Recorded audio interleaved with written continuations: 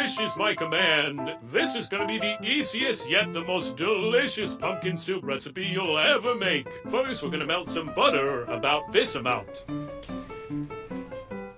Yep, no oil. We're gonna saute our aromatics in butter instead. Or, as the French would describe as mirepoix. Now, in goes 2 medium-sized onions, roughly chopped. 3 cloves of garlic. Don't worry about chopping them since we're gonna blend everything anyway. And 1 stick of carrot, roughly chopped as well. Now we add a bit of salt to help everything sweat and saute till fragrant. Finally, we're gonna toss in our chopped pumpkin. This is about 1.3 kilograms worth. Now, the best kind of pumpkin for soups are the one with a yellowish-orange skin. Don't go for the green skin ones, no offense, Alphaba, because that one doesn't taste as good. And I suggest you chop them relatively small, like this, so it cooks faster. Mix it around a little bit and fill your pot with water. Not too much water, though. Just enough to submerge everything, because if the soup's too thick, we can always add more water later after blending. But if there's too much water and the soup's too runny, then you're in trouble. So adding just enough water to submerge everything should allow us to be in control of the thickness later. Bring everything to a boil and turn the heat on to low to bring it into a simmer.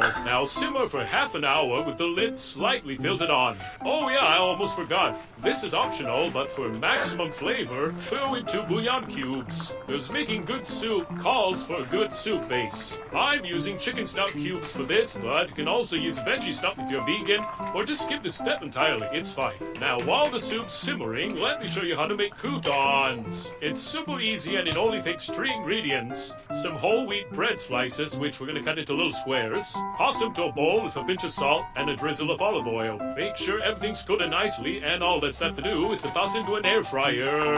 Around 170 degrees Celsius for 10 minutes, or until everything's golden brown and crunchy.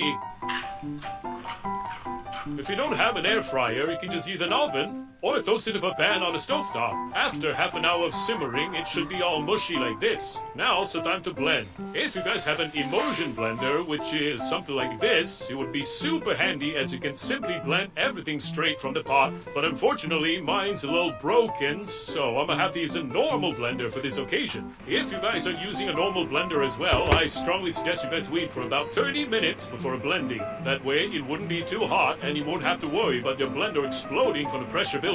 Another crucial tip is to not close the blender tightly in order to let some of the steam escape.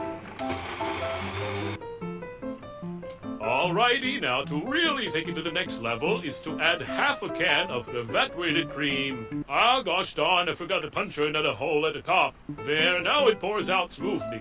Science, bish! After that, feel free to add some more water to adjust the consistency of the soup to your liking. Mine does seem a little thick, almost like a bisque rather than a soup, but I kind of like it this way because you get to really taste the concentrated flavors of the pumpkin. And also, I'll be doing that noodle experiment with this, so maybe the noodles will taste more pumpkin-y, if that's even a word, if the soup's a little thicker than normal. One final touch is to, of course, season it with salt and pepper to your preferred taste. Just salt and pepper, you guys. You don't need all these fancy herbs and spices, because the best kind of pumpkin soup should taste like pumpkin. Now for the best part, we serve. And don't forget those croutons, they'll make our soup dish extra fulfilling. And there you have it, super simple and delicious pumpkin soup. Thanks for watching, and let me know how it turns out for ya.